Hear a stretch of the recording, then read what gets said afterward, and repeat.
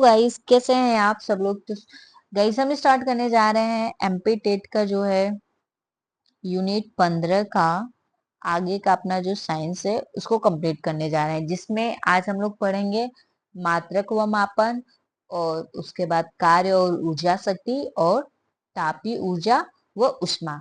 आज हम लोग ये 3-4 टॉपिक जो है इसको कंप्लीट कर लेंगे। तो सबसे पहले तो हम लोग देख लेते हैं यहाँ पे जो है विज्ञान क्या है इसके बारे में बताया गया है। तो हम लोग डायरेक्ट जो है मापन से स्टार्ट करते हैं। तो कुछ मापन जो होते हैं, मापन की 3 पद्धतियां होती हैं। कौन कौन सी होती है आइए पहले देख लेते हैं। मापन की 3 जो मेन पद्धतियां होती हैं, यहाँ पे देखिए एक शॉर्ट में बताया गया है कि भौतिक जो राशियां होती हैं उनको हम लोग कैसे क्लासिफाइड करते हैं, कैसे वर्गीकृत करते हैं। तो मापन के और मात्रक के आधार पर, और एक होती है दिशा और परिणाम के आधार पे। मापन और मात्रक के आधार पे बात करें तो 3 प्रकार की हैं। कौन कौन सी? 7 जो है मूल राशियां होती हैं, 2 व्युत्पन्न राशियां होती हैं और 2 जो होती है पूरक राशियां होती हैं। ठीक। और दिशा और परिणाम के आधार पे 2 तरह की होती है। कौन कौन सी? एक सदिश राशि और दूसरी अदिश राशि। एक स्केलर क्वांटिटी और एक वेक्टर क्वांटिटी होती है। तो अभी इन राशियों को मापते कैसे हैं ये देख लेते हैं। तो मात्रक पद्धति जो होती है, पहले तो मात्रक पद्धति से हम लोग स्टार्ट करते हैं।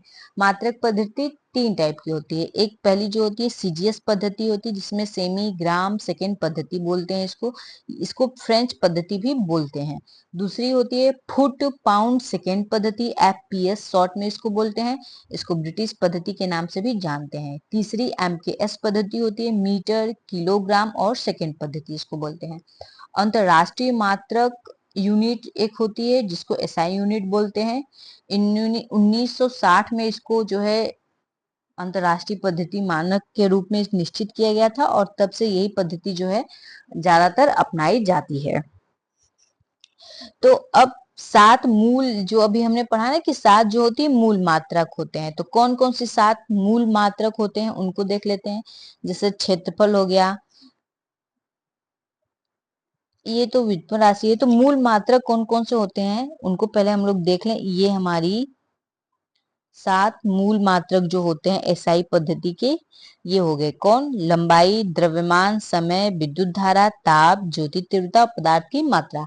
लंबाई को मीटर में मापते हैं, द्रव्यमान को किलोग्राम में, समय को सेकेंड में, विद्युत धारा को एम्पियर में, ताप को केल्विन में, ज्योति तीव्रता को कैंडेला में और पदार्थ की मात्रा को मोल में। ये तो हो गई मूल मात्रक। अब 2 क्या होती हैं? 2 होती हैं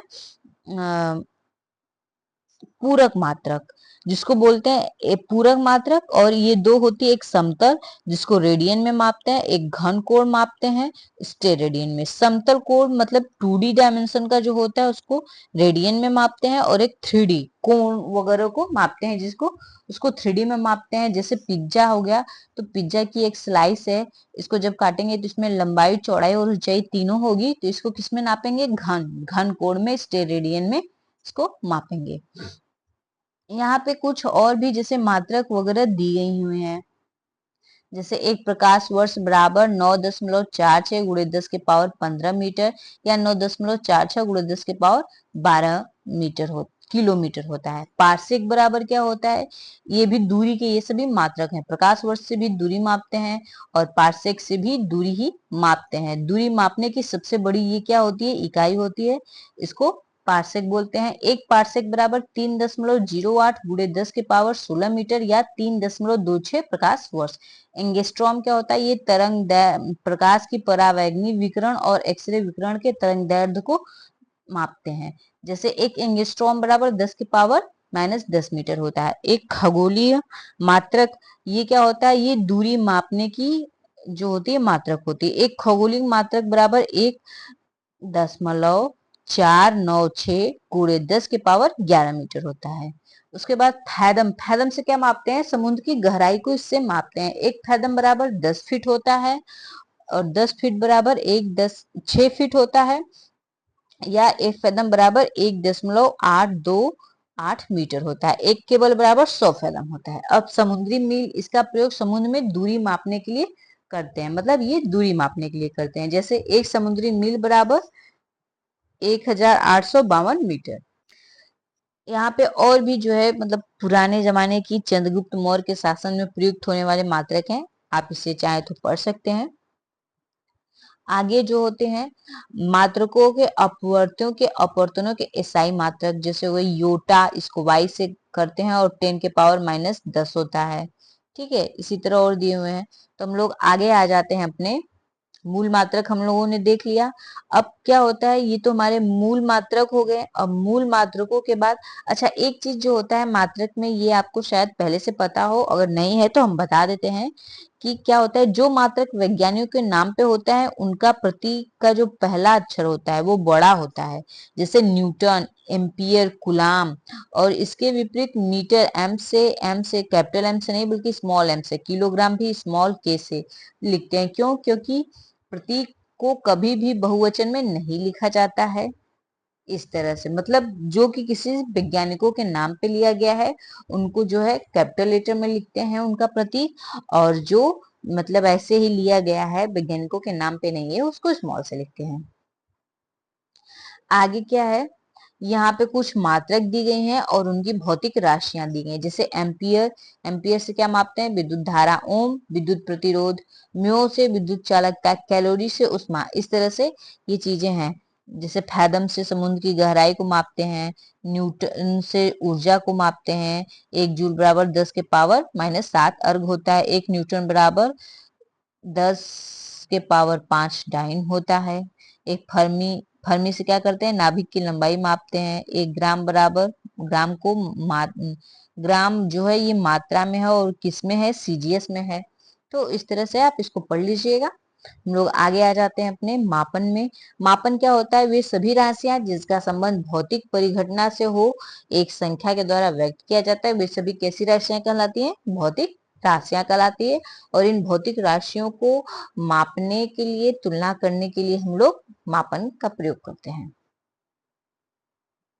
ठीक, अब यहाँ पे कुछ जैसे लंबाई, द्रव्यमान और समय के मात्रक दिए हुए हैं, इनको एक बार पढ़ लेते हैं।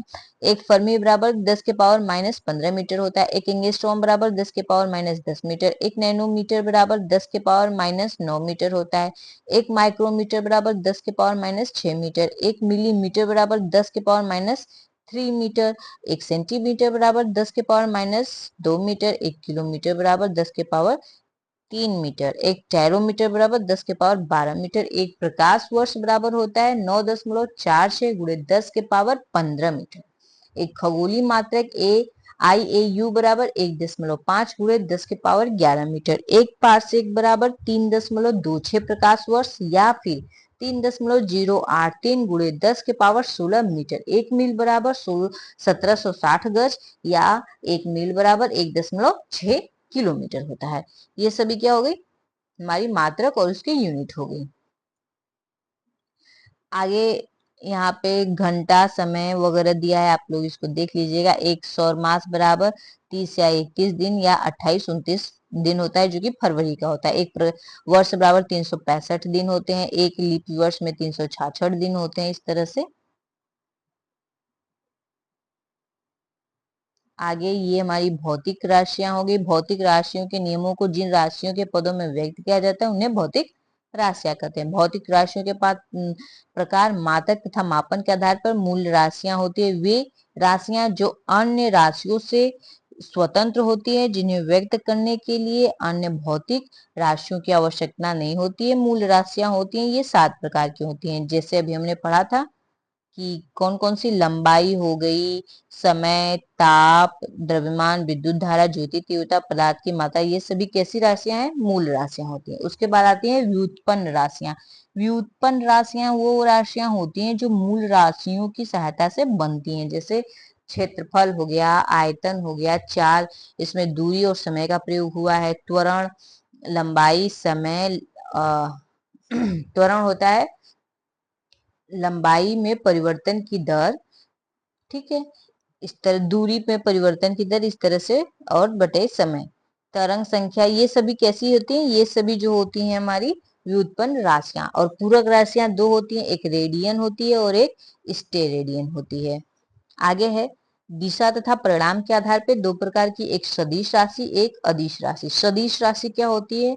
जिन राशियों को व्यक्त करने के लिए परिणाम की, ये सॉरी अदिश है ये, तो अदिश राशि में क्या होता है, केवल परिणाम की यानी मैग्नीट्यूड की ही आवश्यकता होती है, दिशा की नहीं होती है। उन्हें अदिश राशि कहते हैं। जैसे दूरी, चाल, द्रव्यमान, ये सभी कैसी राशियां हैं, ये सभी अदिश राशियां हैं। घनत्व हो गया, आयतन हो गया, विद्युत धारा, समय, ऊर्जा, शक्ति, दाब, आवृत्ति, ये सभी अदिश राशियां हैं। सदिश राशियां, वेक्टर क्वांटिटीज, वे राशियां होती हैं जिन्हें व्यक्त करने के लिए परिणाम के साथ साथ दिशा की भी आवश्यकता होती है। इन्हें सदिश राशियां कहते हैं। जैसे विस्थापन, वेग, त्वरण, बल, संवेग, भार, बल आघूर्ण, ये सभी कैसी राशियां हैं, सदिश राशियां होती हैं। सदिश राशियों को साधारण गणितीय विधि के द्वारा जोड़ा या घटाया नहीं जा सकता है, क्योंकि इनके ऊपर क्या होता है, वेक्टर राशियों को जोड़ने या घटाने या गुणा करने के लिए जिन गणितियों का प्रयोग होता है उन्हें वेक्टर बीज गणितीय, वेक्टर अलजेब्रा कहते हैं। ये तो उन राशियों के बारे में है। अब मात्रक तो हमने जान ही लिया है। अब यहाँ पे हमें जो है कुछ राशियां दी गई हैं जिनके बारे में हम लोग आइए पढ़ लेते हैं। क्षेत्रफल है, इसका यहाँ पे सूत्र है, और यहाँ पे क्या है, विमी सूत्र दिया हुआ है। क्षेत्रफल में क्या होता है, लंबाई गुणे चौड़ाई होती है, यानी अच्छा यहाँ पे क्षेत्र मतलब विमी सूत्र निकालने के लिए हम लोग क्या करते हैं, जैसे जो क्वांटिटी होती है उसको, जैसे द्रव्यमान है, द्रव्यमान इसको हम लोग यम से डिनोट करते हैं। लंबाई को, लंबाई लंबाई को एल से, और समय को टी से दर्शाते हैं। अब अगर अपॉन में मतलब भाग में अगर वो चीज है तो उसके ऊपर हम लोग माइनस चार्ज लगा देते हैं। अगर एक है तो एक, दो है तो दो, इस तरह से माइनस चार्ज लगाते हैं और उनका विमी सूत्र बनाते हैं।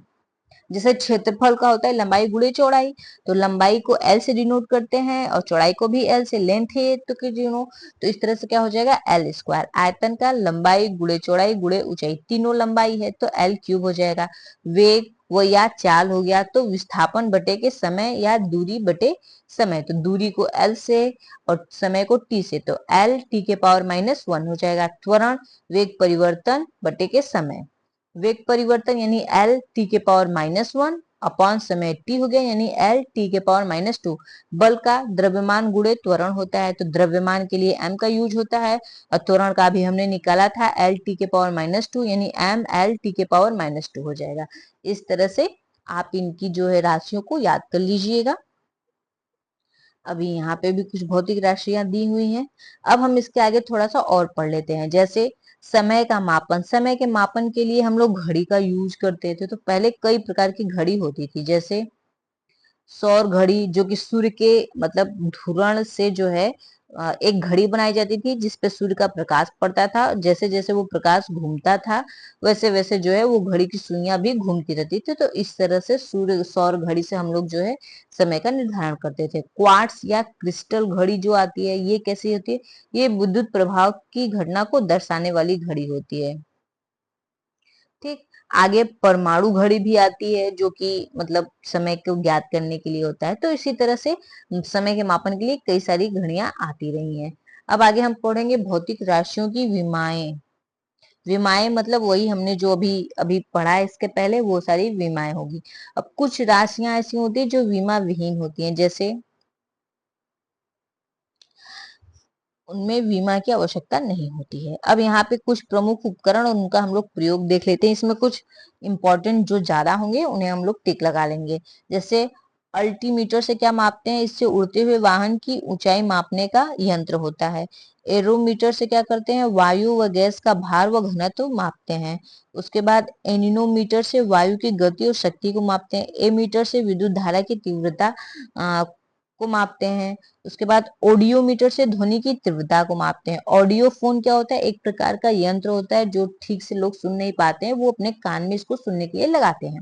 बैरोमीटर से क्या मापते हैं, बैरोमीटर से वायुमंडलीय दाब को मापते हैं। ये इंपॉर्टेंट है, इसको इंपॉर्टेंट कर लीजिएगा। उसके बाद आगे है कैलोरीमीटर से ऊष्मा को मापते हैं। उसके बाद डायनेमो क्या होता है, ये विद्युत यांत्रिक ऊर्जा को विद्युत ऊर्जा में कन्वर्ट कर देता है डायनेमो। ठीक है, ये तो चीज क्लियर हो गया। आगे आगे हमारा है विद्युत मोटर जो है विद्युत ऊर्जा को यांत्रिक ऊर्जा में बदल देता है। विभवमापी क्या होता है, वोल्टोमीटर इसको बोलते हैं। इससे क्या विभवांतर को मापते हैं। सूक्ष्मदर्शी से सूक्ष्म जीवों को देखते हैं। पैडोमीटर से समुद्र की गहराई को मापते हैं। गैल्वेनोमीटर से किसी परिपथ में विभवांतर को मापते हैं, धारा की दिशा और विभवांतर को। और आगे हो गया हमारा हाइड्रोमीटर। हाइड्रोमीटर से किसी द्रव के सापेक्षित घनत्व को मापते हैं। ठीक। एक होता है हाइड्रोफोन, इससे क्या होता है जल के भीतर की ध्वनि को मापते हैं। और एक होता है हाइग्रोमीटर, इससे आर्द्रता को मापते हैं। लैक्टोमीटर से क्या होती है दूध की शुद्धता को मापते हैं। लाउड स्पीकर जो है ध्वनि की तीव्रता को बढ़ाने में काम आता है।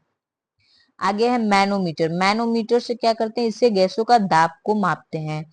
उसके बाद हम ओडोमीटर। ओडोमीटर से वाहन की स्पीड को जो है मापते हैं। ओमीटर से जो है प्रतिरोध को मापते हैं। उसके बाद पायरोमीटर। पायरोमीटर से क्या करते हैं, दो पिंडों का ताप जो है उसको ज्ञात करते हैं, उच्चतम ताप। उसके बाद आ जाएगा रडार। से क्या करते हैं, इससे किसी दूर स्थित वायुयान या युद्ध विमानों की दूरी और स्थिति को ज्ञात करते हैं, किससे, रडार से।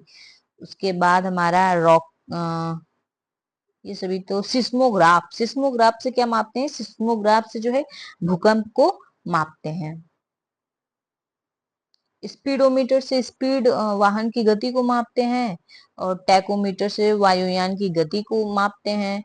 उसके बाद होता है ट्रांसफार्मर, विद्युत विभव को कम या अधिक करने वाला यंत्र होता है। मात्रक वाला। अब हम स्टार्ट कर रहे हैं कार्य, ऊर्जा व शक्ति। ठीक है। इसमें सबसे पहले कार्य एक अदिश राशि होती है। कार्य, बल और विस्थापन क्या होता है, कार्य की परिभाषा देख लेते हैं। पिंड पर लगने वाले बल द्वारा किया गया कार्य बल के परिणाम तथा बल की दिशा में पिंड द्वारा चली गई दूरी के विस्थापन के गुणनफल के बराबर होता है। यानी कार्य बराबर बल गुणे विस्थापन। यहाँ विस्थापन एस है, कहीं कहीं डी से भी डिनोट किया जाता है इसको। ठीक। यानी W equal to F D होता है। ठीक।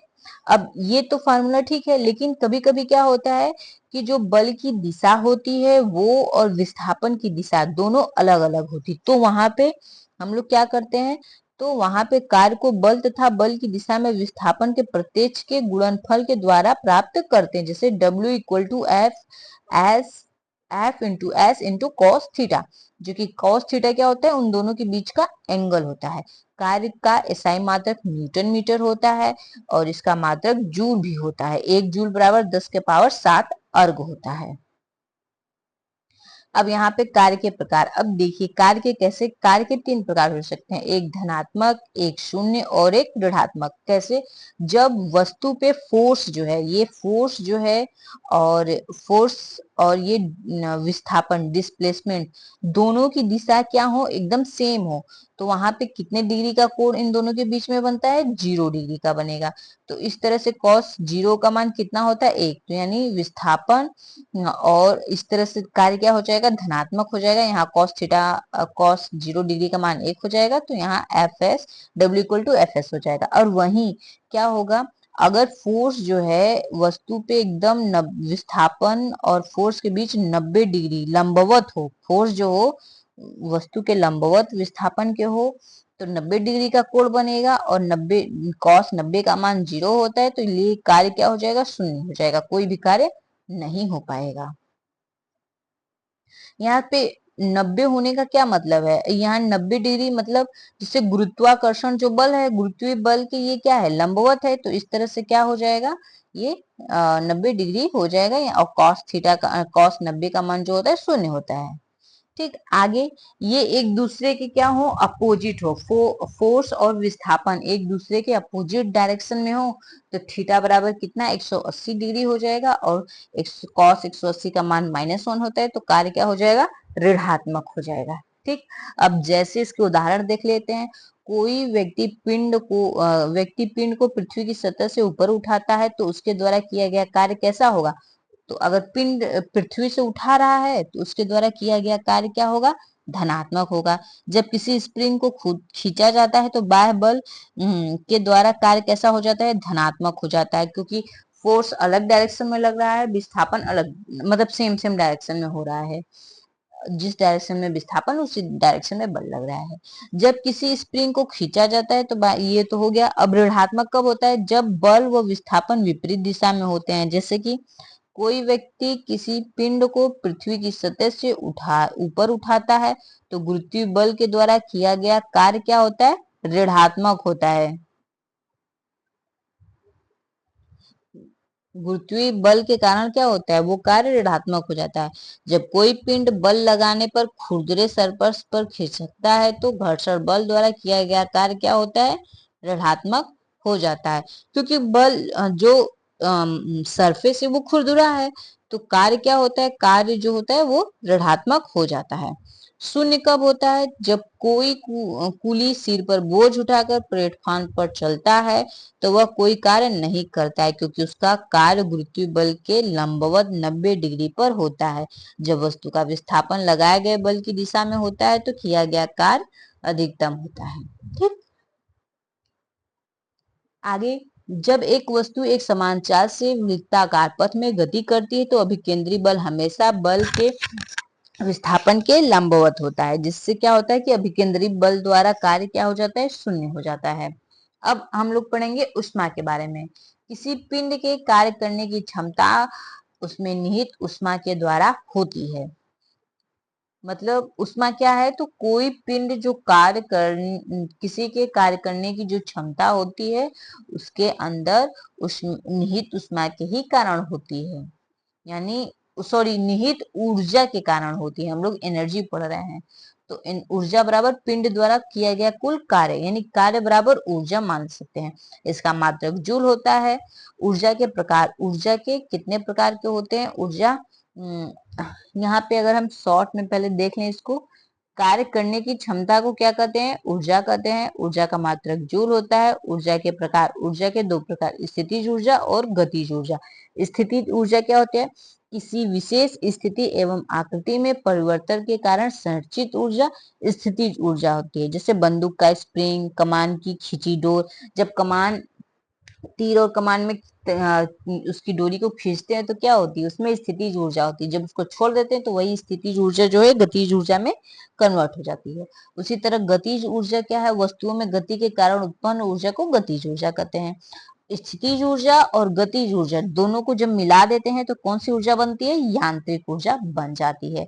जैसे कि एक खूंटी है, इस पे एक धागा में एक जो है पत्थर बांध के हम इसको इस तरह से यहाँ और सी तक लाते हैं तो इसमें कौन सी ऊर्जा होती है? स्थितिज ऊर्जा। जब इसको छोड़ देते हैं तो कौन सी ऊर्जा हो जाती है? गतिज ऊर्जा। फिर यहाँ जाके ए के पास रुक जाती है तो कौन सी ऊर्जा हो गई? स्थितिज। और जैसे ही वहां से मूव करती है कौन सी ऊर्जा हो जाती है? गतिज ऊर्जा हो जाती है।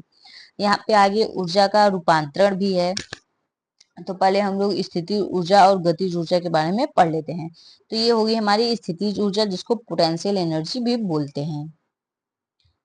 मतलब किसी पिंड या किसी वस्तु स्थित है तो उसके अंदर निहित जो ऊर्जा होती है उसी को हम स्थितिज ऊर्जा कहते हैं।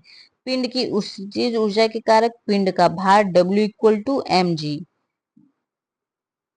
पिंड, पृथ्वी के पिंड की ऊंचाई h होती है। स्थितिज ऊर्जा को Pe से डोनेट करते हैं, भार W से, ऊंचाई को h से। तो स्थितिज ऊर्जा के बीच संबंध क्या होता है? P=mg/h, जहाँ पे m क्या होता है? m जो होता है वो वस्तु का भार होता है, g गुरुत्वीय त्वरण होता है और h जो होती है वो ऊंचाई होती है। गतिज ऊर्जा क्या होती है? किसी पिंड की गति के कारण कार्य करने की क्षमता को गतिज ऊर्जा कहते हैं। गतिज ऊर्जा विभिन्न बातों पे निर्भर करती है। जैसे कि कोई पिंड ऊंचाई से गिर रहा है तो उसकी स्थितिज ऊर्जा कम होती जाती है और उसकी गतिज ऊर्जा क्या होती है? बढ़ती जाती है। तो यहाँ पे ऊर्जा का थोड़ा सा रूपांतरण देख लेते हैं। जैसे यांत्रिक ऊर्जा का रूपांतरण, हथेली को जब रगड़ते हैं तो यांत्रिक ऊर्जा उसमें ऊर्जा में बदलती है। ड्रिल मशीन से छेद करते हैं तब भी यांत्रिक ऊर्जा उसमें ऊर्जा में बदलती है। पत्थर को टकराते हैं तो प्रकाश, ध्वनि और उसमें ऊर्जा में बदलती है। फोटोग्राफिक प्लेट किसमें करते हैं? तो रासायनिक ऊर्जा में बदलती है। प्रकाश संश्लेषण क्या करता है? प्रकाश ऊर्जा लेता है और उसको रासायनिक ऊर्जा में कन्वर्ट करता है। ठीक, अब आगे देख लेते हैं। यहाँ पे स्थिति ऊर्जा और गतिज ऊर्जा को कंपेयर किया गया है किसी वस्तु की स्थिति के कारण कार्य करने की जो क्षमता होती है उसे स्थितिज ऊर्जा कहते हैं। किसी वस्तु में गति के कारण कार्य करने की जो क्षमता होती है उसको गतिज ऊर्जा कहते हैं। यदि m द्रव्यमान की वस्तु h ऊंचाई से गिराई जाती है तो उसकी स्थितिज ऊर्जा mgh हो जाती है। यदि m द्रव्यमान का पिंड v वेग से गति कर रहा है तो उसकी गतिज ऊर्जा kinetic energy equal to 1/2 mv²। आगे है स्थितिज ऊर्जा क्रियाशील ऊर्जा नहीं है, जबकि गतिज ऊर्जा क्रियाशील ऊर्जा होती है। ऊंचाई बदलने पर स्थितिज ऊर्जा बदल जाती है, वेग बदलने पर गतिज ऊर्जा बदलती है। ऊंचाई पर स्थित विरामावस्था के पिंड में केवल स्थितिज ऊर्जा होती है। ऊंचाई पर अवस्थित गतिशील पिंड में दोनों ऊर्जा होती है, मतलब स्थितिज ऊर्जा भी होती है और गतिज ऊर्जा भी होती है। गतिज ऊर्जा किन किन चीजों पे निर्भर करती है? तो द्रव्यमान पे निर्भर करती है, वेग पे निर्भर करती है और हवा विंड में केवल गतिज ऊर्जा होती है। जैसे हवा बहती है तो उसमें केवल क्या होती है? गतिज ऊर्जा होती है। किसी गतिमान पिंड की गतिज ऊर्जा गतिमान काइनेटिक एनर्जी 1/2 mv² होती है।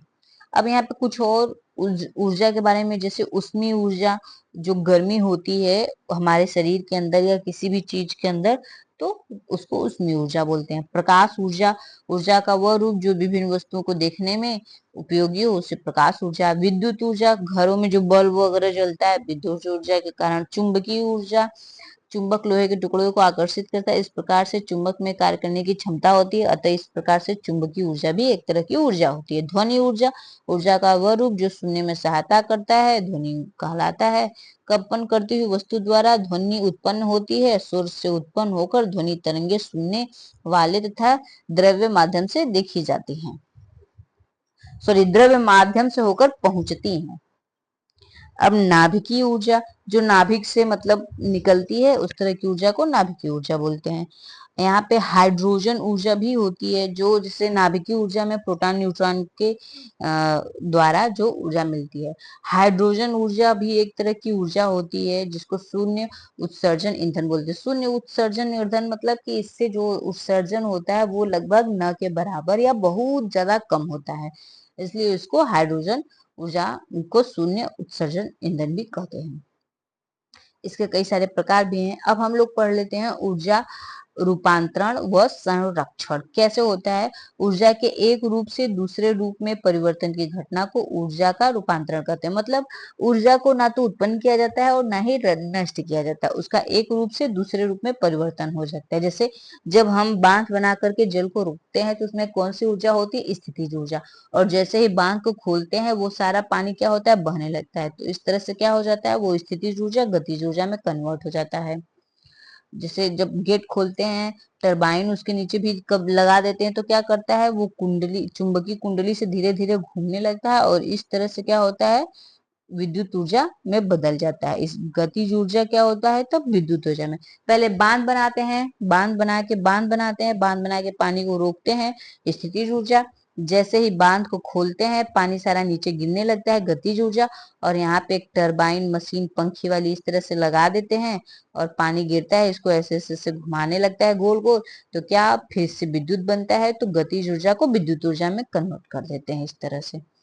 ठीक। अब यहाँ पे ऊर्जा के कुछ रूपांतरण दिए गए हैं जिसको हम लोग देख लेते हैं। जैसे विद्युत हीटर, ये क्या करता है? विद्युत ऊर्जा को उष्मीय ऊर्जा में बदलता है। लाउड स्पीकर विद्युत ऊर्जा को ध्वनि ऊर्जा में। विद्युत बल्ब विद्युत ऊर्जा को जो है प्रकाश ऊर्जा में और उष्मा में भी कन्वर्ट करता है। डायनेमो क्या करता है? यांत्रिक ऊर्जा को विद्युत ऊर्जा में बदलता है।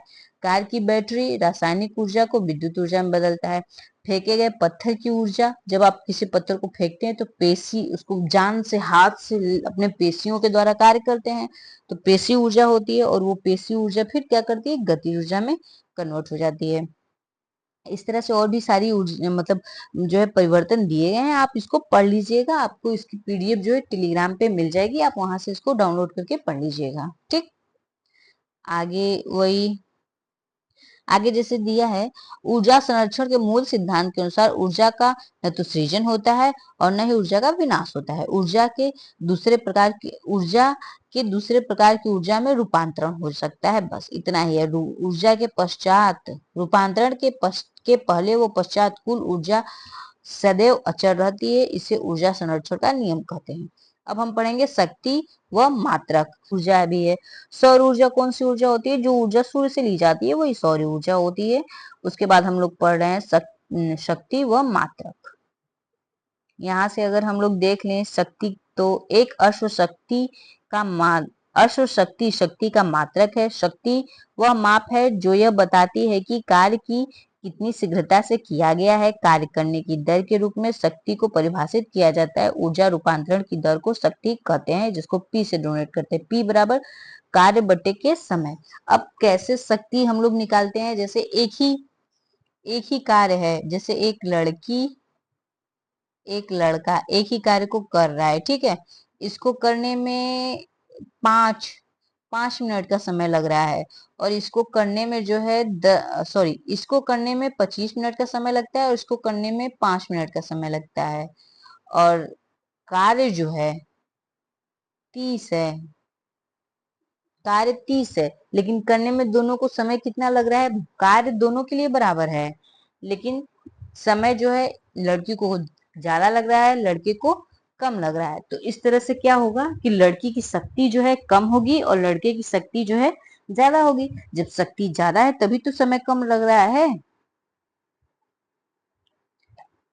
तो यही हो गया, ठीक। अब आगे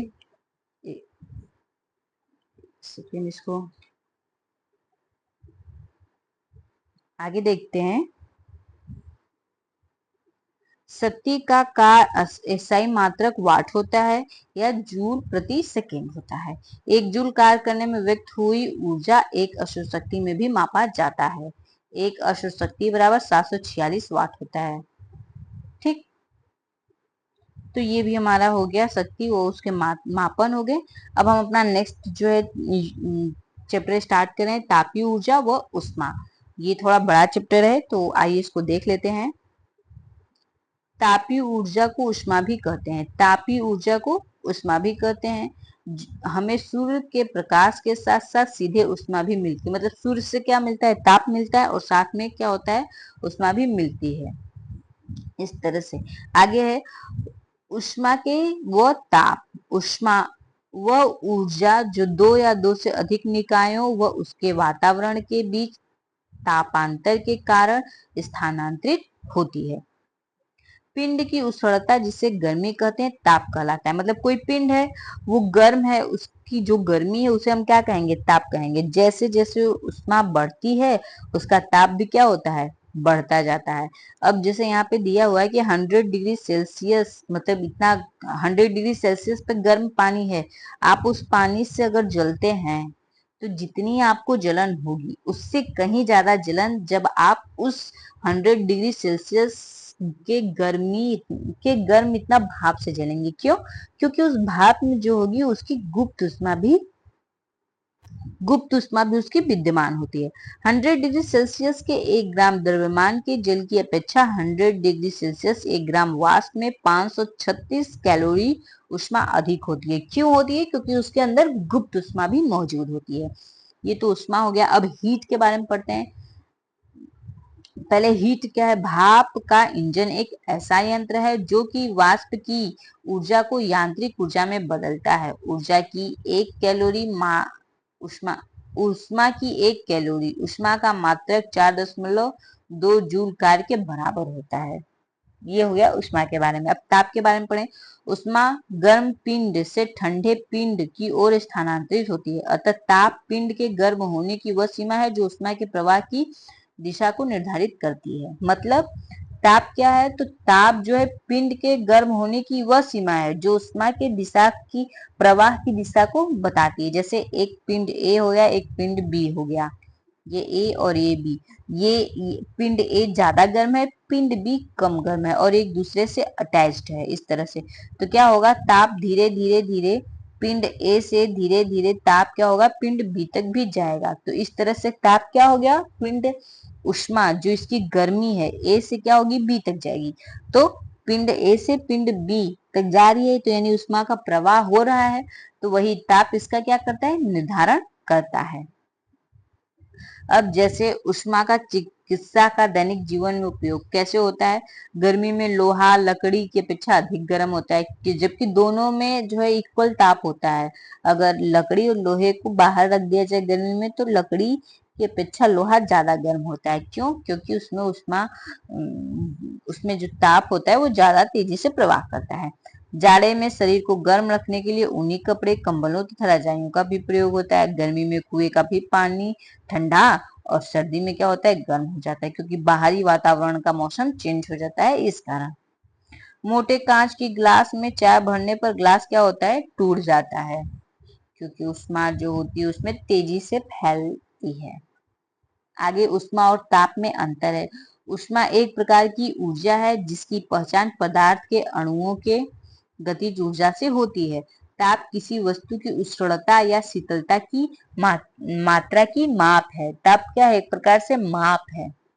ऊष्मा एक भौतिक कारक कारण है जिससे विभिन्न प्रकार के कार्य संपन्न होते हैं, जबकि ताप ऊष्मा का प्रभाव है। जब किसी वस्तु को ऊष्मा दी जाती है तो उसका ताप क्या होता है, बढ़ता है। दो वस्तु की ऊष्मा समानता समानता का स्वरूप ऊष्मीय संतुलन नहीं है। दो वस्तुओं का ताप समान होने की स्वरूप का ऊष्मीय संतुलन है। इस ऊष्मा का SI मात्रक जूल होता है, जबकि ताप का केल्विन होता है। ऊष्मा गर्म वस्तु से ठंडी वस्तु की ओर स्थानांतरित होती है। एक वस्तु से दूसरी वस्तु में ऊष्मा का प्रवाह ताप के द्वारा क्या होता है, निर्धारित किया जाता है। ताप का मापन। अब ताप का मापन किसमें होता है, ताप का मापन जो होता है केल्विन। ताप के मापन के लिए कई सारी चीजों का उपयोग किया जाता है, या कई प्रकार के यंत्र का हम लोग उपयोग करते हैं। जैसे डॉक्टरी थर्मामीटर, मनुष्य के शरीर का ताप मापने के लिए डॉक्टरी या क्लिनिकल थर्मामीटर का प्रयोग किया जाता है। स्वस्थ मनुष्य के शरीर का ताप 9.8 और 98 9 98 98.6 फ़ारेनहाइट होता है। अगर इसको केल्विन में लेते हैं तो 37 डिग्री, सॉरी इसको उसमें डिग्री सेल्सियस में लेते हैं तो 37 डिग्री से 1 मिनट 37 डिग्री सेल्सियस हो जाता है। और इसको फ़ारेनहाइट में लेते हैं तो 98.6 फ़ारेनहाइट होता है। ठीक है, ये हो गया हमारा तापमापी। अब यहाँ पे थोड़ा सा देख लेते हैं फ़ारेनहाइट के विभिन्न पैमाने कौन कौन से। ताप के विभिन्न पैमाने कौन कौन से। एक तो सेल्सियस पैमाना होता है, दूसरा फ़ारेनहाइट, तीसरा केल्विन और चौथा र्यूमर पैमाना। सबसे पहले यहाँ पे अगर पानी का क्वथनांक मतलब बॉइलिंग पॉइंट अगर देखेंगे तो 100 डिग्री सेल्सियस होता है। वहीं फ़ारेनहाइट में 212 डिग्री सेल्सियस होता है, जबकि केल्विन में 373 डिग्री सेल्सियस होता है, और र्यूमर में 672 डिग्री सेल्सियस होता है। मानव शरीर का ताप कितना डिग्री सेल्सियस होता है, तो 37 डिग्री सेल्सियस। फ़ारेनहाइट में 98.6 फ़ारेनहाइट होता है, केल्विन में 310 केल्विन होता है, और र्यूमर में 558 र्यूमर होता है। जल का हिमांक 0 डिग्री सेल्सियस होता है सेल्सियस पैमाने पर, और यही 0 डिग्री सेल्सियस होता है, जबकि फ़ारेनहाइट में 32 डिग्री सेल्सियस होता है, केल्विन में 273 और र्यूमर में 492 होता है। इसी तरह परम शून्य जो होता है डिग्री सेल्सियस में -273 होता है, फ़ारेनहाइट में -459, केल्विन में 0 और र्यूमर में भी 0 होता है। यहाँ पे से जो है सेल्सियस अथवा सेंटीग्रेड पैमाना होता है। इसके आविष्कारक जो है एडर्सन सेल्सियस थे, जो कि स्वीडन के निवासी थे। फ़ारेनहाइट का जर्मनी के डेनियल ग्रेबियल फ़ारेनहाइट ने किया था। और अच्छा, यहाँ पे पाठ्यांक क्या होता है, सेल्सियस का जो होता है 0 डिग्री से स्टार्ट होकर के 100 डिग्री तक माप लेते हैं इसको, मतलब इसकी यूनिट यहीं तक होती है। फ़ारेनहाइट की हो जाती है 32 फ़ारेनहाइट से 212 फ़ारेनहाइट तक होती है। र्यूमर का खोज डी र्यूमर ने किया था, जो कि फ्रांस के एक वैज्ञानिक थे, और इन्होंने इसके बीच की दूरी 18 बराबर भागों में बांटी है, तथा प्रत्येक भाग आर र्यूमर कहलाता है। अब केल्विन जो है, इसको लॉर्ड केल्विन ने 1852 में खोजा था। इसको 100 बराबर भागों में बांटा जाता है, प्रत्येक भाग केस द्वारा दर्शित होता है। तो ये तो हो गया पैमाना। अब यहाँ पे विभिन्न पैमाने और ताप, जैसे पानी का बर्फ बनना 0 डिग्री सेल्सियस पे बनता है, अगर फॉरेनहाइट में इसको मापेंगे तो 32 होगा। केल्विन में 273। कमरे का ताप 27 डिग्री सेल्सियस होगा, फॉरेनहाइट में 80.6, केल्विन में 300। मानव शरीर का 37 डिग्री सेल्सियस पैमाने पे होगा, फॉरेनहाइट में 98.6, केल्विन में 310 होगा। पानी का उबलना बॉइलिंग पॉइंट 100 डिग्री सेल्सियस, 212, 373 केल्विन में हो जाएगी। ठीक है, ये मापने की यूनिट वगैरह दी गई हुई है। अब परम शून्य ताप क्या होता है, थोड़ा इसके बारे में जान लेते हैं। परम शून्य सैद्धांतिक रूप से न्यूनतम ताप है। इस ताप पर आणविक ऊर्जा न्यूनतम होती है। परम शून्य तापमान केल्विन स्केल पर 0 केल्विन होता है, जबकि सेल्सियस स्केल पर -273.15 डिग्री सेल्सियस परिभाषित होता है। में क्या होता है, पारा का यूज किया जाता है। पारे का ही परख नली में यूज क्यों किया जाता है, क्योंकि पारा क्या होता है, रूम टेम्परेचर पे भी लिक्विड स्टेट में होता है, तो इस कारण इसको रूम टेम्परेचर पे लिक्विड स्टेट में होता है। जब इसको जो है मरीज या पेशेंट अपने मुंह में रखते हैं या मतलब अपने बॉडी से टच करवाते हैं, तो हीट जैसे जैसे बढ़ता है ये ऊपर चढ़ने लगता है, जैसे जैसे हीट बढ़ता है ऊपर चढ़ने लगता है। ठीक, ये हो गया जल का असामान्य प्रसार। अब थोड़ा सा हम लोग ये भी देख लेते हैं, क्या होता है कि ठंडे इलाकों में बर्फ की ये सारी पूरी परत जम जाती है और इसके नीचे मछलियां फिर भी जीवित रहती हैं। क्यों?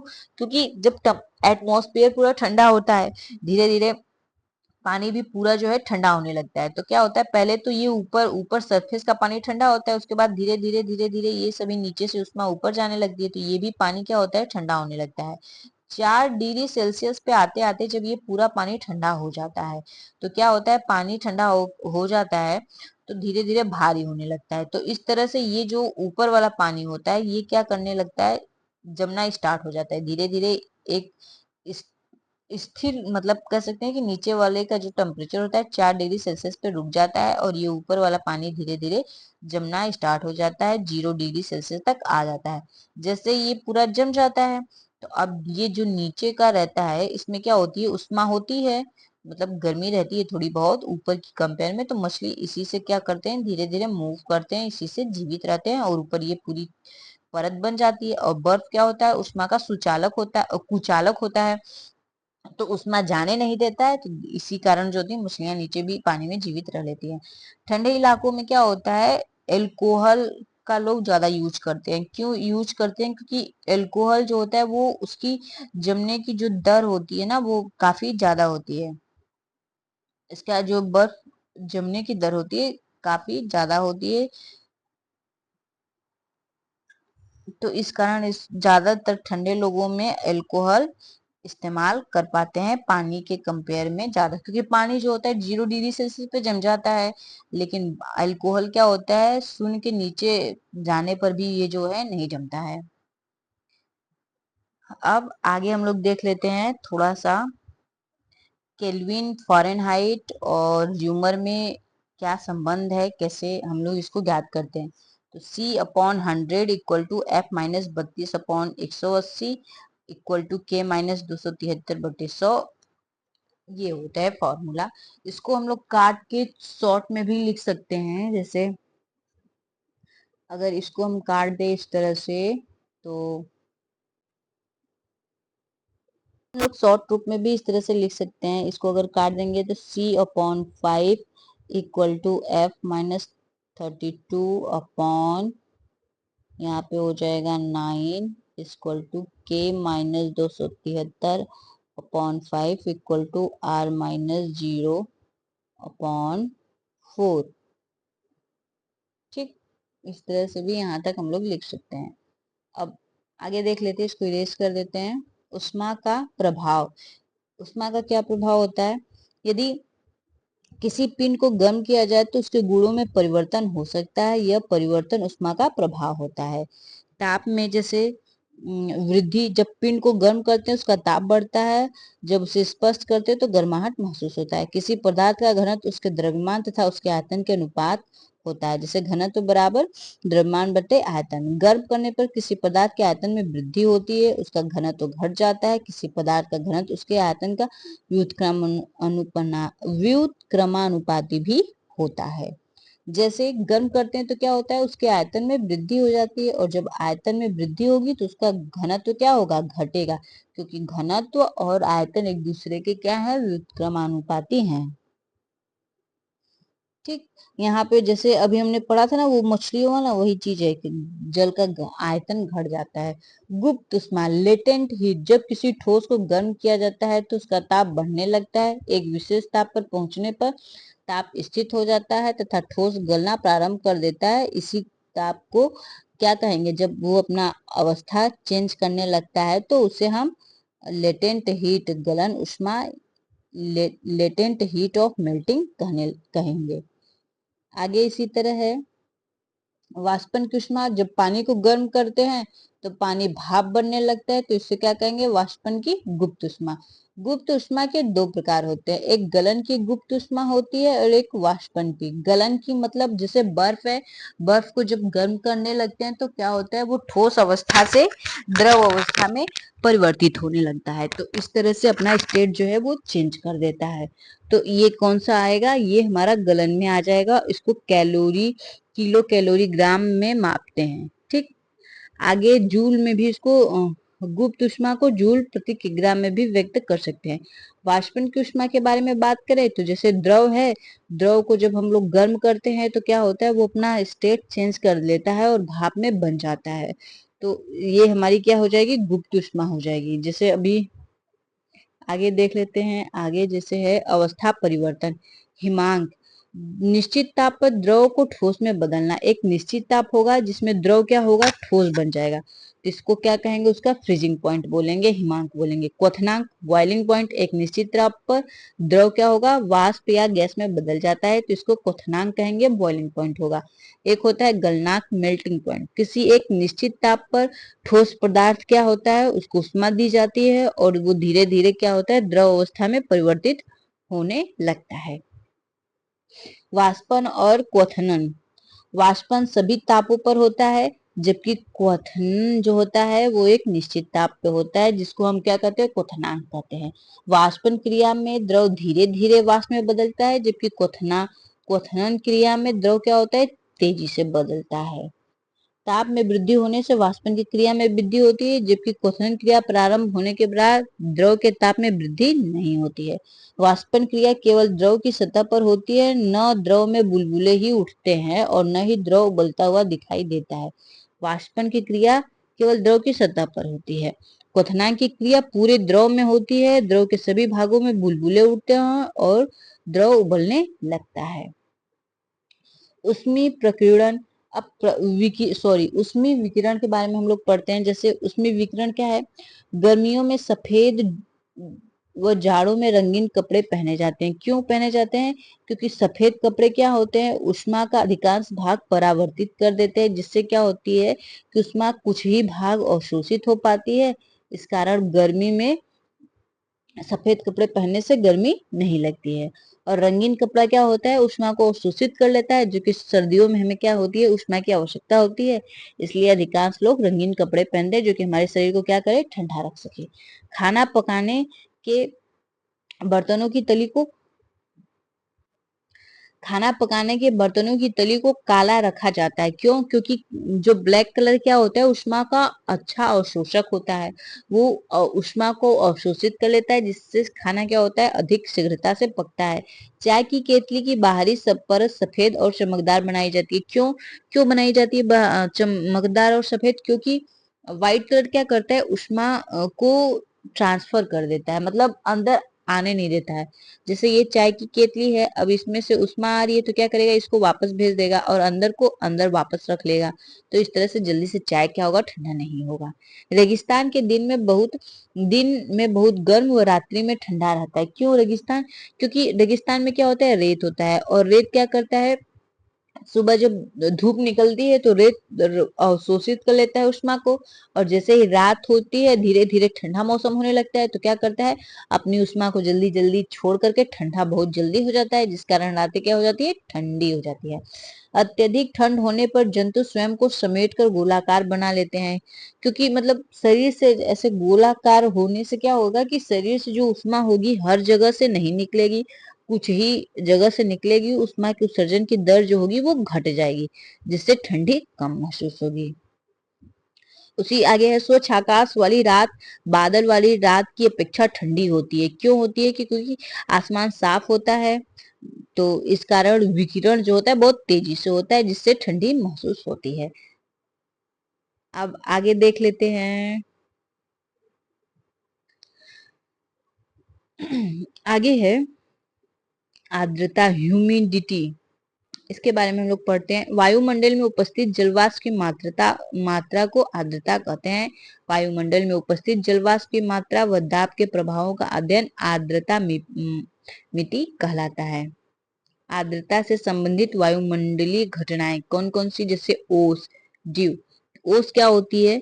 ये अधिक ठंडे होने पर जड़ों में, पत्तियों या घास पर पानी के छोटे छोटे बूंदे दिखाई देती है, जिन्हें हम क्या कहते हैं? ओस कहते हैं।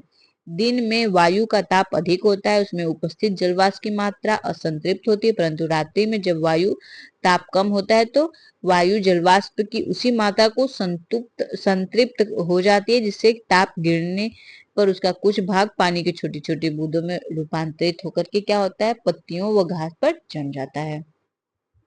ओस पड़ने के लिए आवश्यक है कि आसमान क्या हो, स्वच्छ हो, साफ हो, और हवा भी चलती रहे, ताकि उसमें जो मतलब पानी वगैरह है वो संतृप्त हो, और तब जा करके ओस पड़ेगा। और वही जब टेम्परेचर बहुत ज्यादा गिर जाएगा तो वही ओस पाले के रूप में बदल जाता है।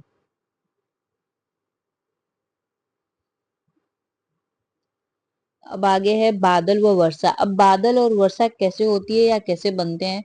तो गर्मी के समय क्या होता है, नदी, तालाब, समुद्र से पानी जो होता है वाष्प के रूप में उड़ जाता है, और वायु का घनत्व कम होने पर ऊपर उड़ जाता है, जिसके कारण धीरे धीरे ये क्या करता है, जब ज्यादा मात्रा दाब कम होने लगता है, और जलवाष्प का जो आयतन होता है वो बढ़ने लगता है और ठंडा होने लगता है, जिससे कि जलवाष्प छोटी छोटी बूंदों में संतृप्त होने लगता है, परिवर्तित होने लगता है, और फिर इस तरह से क्या होता है, बादल बन के ऊपर जाता है, और जब ज्यादा मात्रा हो जाती है तो वही वर्षा के बूंद में नीचे आ जाता है।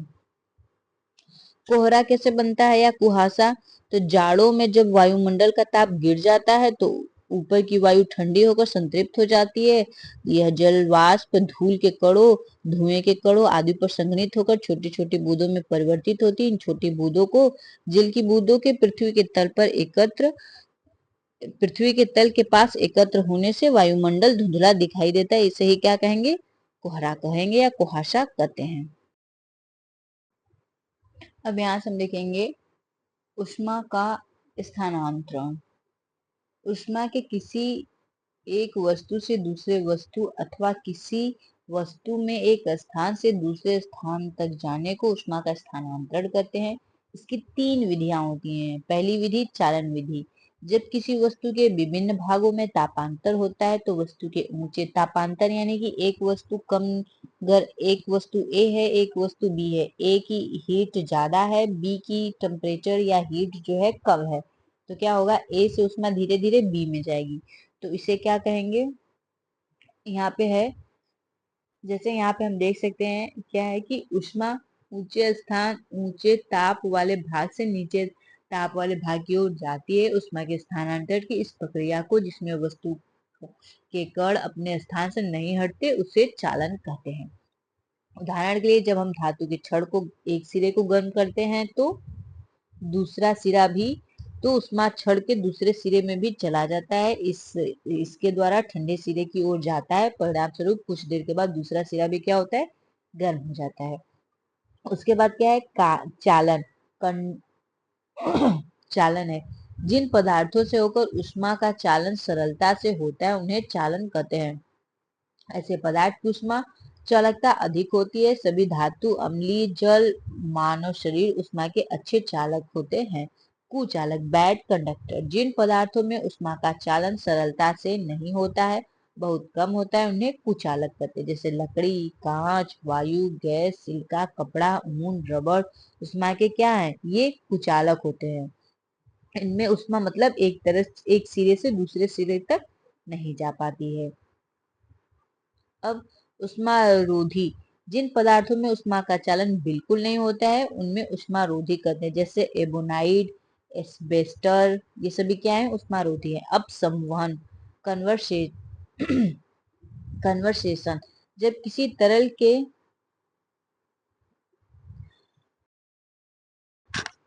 आगे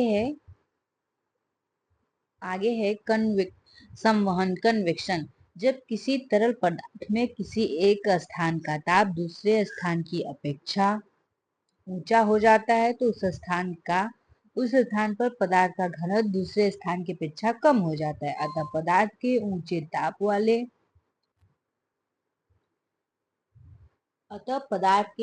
ताप वाले कण ऊपर उठने लगते हैं तथा उसका स्थान नीचे ताप वाले कण ले लेते हैं। जैसे जब यह प्रक्रिया तब तक चलती है जब तक कि संपूर्ण पदार्थ एक ही ताप पर नहीं आ जाता। उष्मा स्थानांतरण की इस प्रक्रिया को, जिसमें पदार्थ के कण स्वयं स्थानांतरित होते हैं, उसे संवहन कहते हैं। जैसे कि पतीली का जल संवहन के द्वारा ही गर्म होता है। जैसे एक बर्तन है, कोई पतीली है, इसमें पानी भरा हुआ है और नीचे से धीरे धीरे इसको हीट मिल रहा है तो क्या होगा, ये तो गर्म हो जाएगा और यहाँ का ये जो गर्म वाला कण है ये ऊपर जाएगा, यहाँ का ऊपर जाएगा, मतलब जो नीचे के कण है गर्म होकर ऊपर जाएंगे और ऊपर वाले जो है वो धीरे धीरे नीचे आते जाएंगे। तो इस तरह से क्या होगा, पूरा पानी गर्म हो जाता है। अब बात करेंगे विकिरण, रेडिएशन के बारे में। किसी गर्म स्रोत से उष्मा विद्युत चुंबकीय तरंगों के रूप में भी संचरित होती है, इसे विकिरण कहते हैं। जैसे जब सूर्य से हमारे तरफ जो उष्मा आती है वो किसके माध्यम से आती है, वो विकिरण के माध्यम से ही आती है। चालन और संवहन के द्वारा उष्मा स्थानांतरण तो धीरे धीरे होता है, लेकिन विकिरण के द्वारा उष्मा का जो फैलाव होता है या उसका जो स्थानांतरण होता है बहुत तेजी से होता है। उष्मा स्थानांतरण का मार्ग जो होता है टेढ़ा मेढ़ा होता है, लेकिन विकिरण का मार्ग सरल रेखा यानी एकदम सीधे होता है। धूप में छाता लगाकर सूर्य की उष्मा से बचा जा सकता है।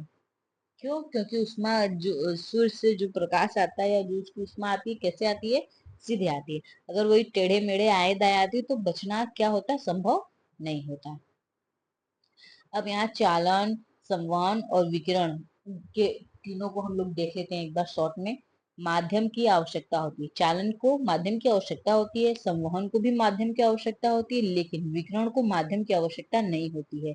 जैसे सूर्य का प्रकाश जब पृथ्वी पे आता है तो उसको बीच में निर्वात, यहाँ सूर्य है यहाँ पृथ्वी है तो बीच में ये क्या होता है, पूरा निर्वात होता है ना, तो यहाँ से उसको क्या होती है, माध्यम की आवश्यकता नहीं होती है। माध्यम के कण अपना स्थान नहीं छोड़ते हैं चालन में। जैसे छड़ी है तो छड़ी में यहाँ से यहाँ तक यहाँ से हीट जा रहा है लेकिन अपना ये स्थान कण छोड़ रहे हैं, नहीं छोड़ रहे हैं। लेकिन संवहन में क्या होता है, स्थान छोड़ देते हैं। जैसे पानी जब बॉयल होता है तो क्या होता है, नीचे के कण ऊपर आते हैं और ऊपर के कण नीचे जाते हैं। माध्यम के कण की कोई भूमिका इसमें होती ही नहीं, क्योंकि इसमें माध्यम की आवश्यकता नहीं होती है तो उसकी कणों की कोई भूमिका नहीं होती है। उष्मा की गति टेढ़ी मेढ़ी जिगजैग होती है, इसमें भी उष्मा की गति जिगजैग होती है, लेकिन विकिरण में एकदम सीधी स्ट्रेट होती है। उष्मा स्थानांतरण की गति धीमी होती है, उष्मा स्थानांतरण की गति धीमी होती है, लेकिन विकिरण में क्या होता है, बहुत तेजी से होता है। माध्यम गर्म हो जाता है, मतलब चालन में माध्यम गर्म होता है, संवहन में भी माध्यम गर्म हो जाता है, लेकिन विकिरण में जो माध्यम होता है वो गर्मी नहीं होता है। क्यों नहीं? क्योंकि उसमें माध्यम होता ही नहीं है। अधिकांश ठोसों में होता है चालन, संवहन जो होता है द्रव में होता है, और विकिरण क्या होता है, निर्वात में पारदर्शी पदार्थों के द्वारा भी ये संभव होता है। आगे, उष्मा का चालन के दैनिक जीवन में उपयोग। जैसे एस्किमो लोग बर्फ की दोहरी दीवारों के मकान बना के रहते हैं। क्यों दोहरी बर्फ की, जो ऐसे एस्किमो लोग जो होते हैं बर्फ की ऐसे ऐसे दीवार बना के रहते हैं। क्यों बना के रहते हैं? क्योंकि बाहर का जो ठंडा हवा होती है वो अंदर नहीं आ पाती है। ऐसे बर्फ की दीवार, बर्फ क्या होता है, उष्मा का कुचालक होता है। मतलब उष्मा को आने नहीं देता है, वो बैड कंडक्टर होता है। तो अंदर आग वाग जला लेते हैं, जिससे क्या होता है अंदर की जो टेम्परेचर होता है वो इंक्रीज हो जाता है। तो अंदर की गर्मी बनी रहती है, बर्फ की दीवार इसको बाहर नहीं जाने देती और बाहर की ठंडी हवाओं को अंदर नहीं आने देती है, जिसके कारण क्या होता है कि यहाँ पे उष्मा बराबर बनी रहती है। आगे है शीत ऋतु में लकड़ी व लोहे की कुर्सियां एक ही ताप पर रहती हैं, पर लोहे की कुर्सी छूने पर लकड़ी की कुर्सी की अपेक्षा अधिक ठंडी हो जाती है। क्यों क्यों होती है? क्योंकि लोहा क्या करता है, वो मतलब हीट का या ठंडी का जो होता है एक स्थान से दूसरे स्थान तक संचार करता है। उसमें जो होता है चालन, उसका जो उसमें चालन की प्रक्रिया होती है। जैसे यहाँ पे अभी हमने देखा ना कंडक्ट चालन की जो प्रक्रिया है तो वही होती है। तो क्या होता है कि धीरे धीरे एक स्थान से दूसरे स्थान तक शिथिलता फैलती है, इसलिए कुर्सी क्या होती है, ठंडी हो जाती है। धातु के प्याले में चाय पीना कठिन है, जबकि चीनी मिट्टी के प्याले में चाय पीना आसान होता है। क्यों? क्योंकि धातु का प्याला जो होता है ना, उसमें गर्म चाय भरी जाती है, तो चाय एक गर्मी जो होती है नीचे से लेकर के ऊपर तक फैल जाती है, जबकि चीनी मिट्टी क्या होती है, उष्मा की कुचालक होती है। तो जिसके कारण क्या होता है, चाय चीनी मिट्टी के जो कप होते हैं वो तो गर्म हो जाते हैं, लेकिन उनका जो बारीक कोना होता है जो मुंह के पास आता है, होठों के पास, वो गर्म नहीं होता है, जिससे चाय पीने में आसानी होती है।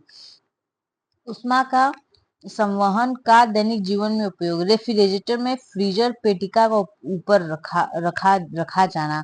जैसे जो फ्रिज होता है, तो फ्रिज के ऊपर जो होता है एकदम डीप वाला फ्रीजर जिसमें आइस क्यूब वगैरह रखते हैं, वो ऊपर ही क्यों होता है, वो नीचे अगल बगल क्यों नहीं होता है? क्योंकि ऊपर इसलिए होता है क्योंकि जब ऊपर रहेगा तो उसमें जो नीचे मतलब नीचे जो स्पेस है उसमें से जो गर्म हवा होगी वो गर्म होके धीरे धीरे ऊपर जाएगी और जाके फ्रिज रेफ्रिजरेटर का जो ऊपर का एकदम ठंडा वाला पार्ट होता है उससे टकराएगी और फिर धीरे धीरे नीचे ठंडी होगी और धीरे धीरे नीचे आएगी। नीचे आने के बाद जो भी उसमें खाना पीना पानी का बोतल होगा उन सबको क्या कर देगी, ठंडी कर देगी।